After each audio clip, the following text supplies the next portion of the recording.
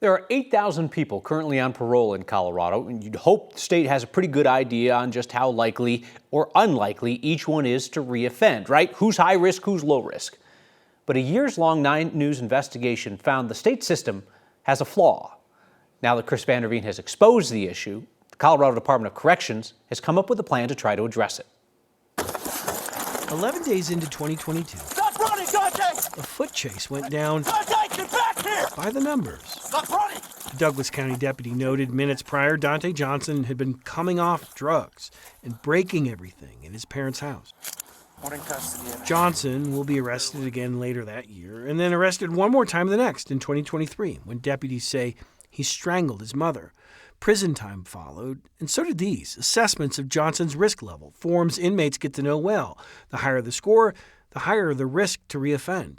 3 assessments in a row scored Johnson high risk to reoffend. And then 7 days after his release to parole last year, a substantial shift in his risk level, low.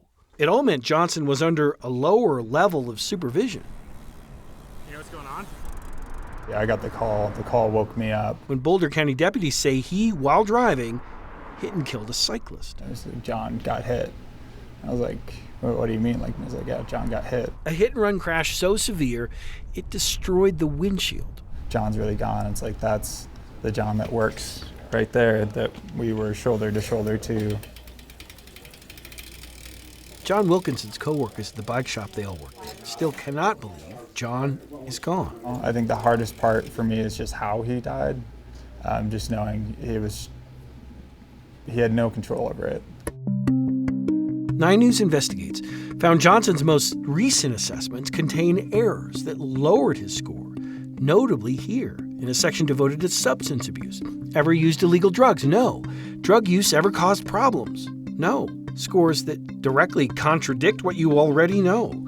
We found errors, some small, some not, on the assessment scores of dozens of people now accused or convicted of serious crimes committed while they were on parole.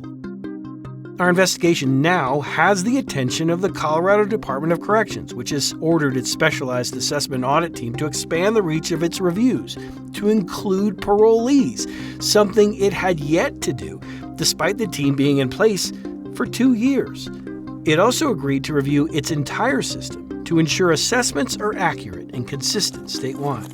Dante, get back here! Dante Johnson is due back in court next month, where it's expected he'll enter a plea for the hit-and-run death of John Wilkinson. Chris Vanderveen, 9 News. We've reached out to the Colorado Department of Corrections to ask why the specialized assessment audit team wasn't auditing the assessments of parolees. They continue to turn down Chris's requests to just sit down on camera and explain this to the public.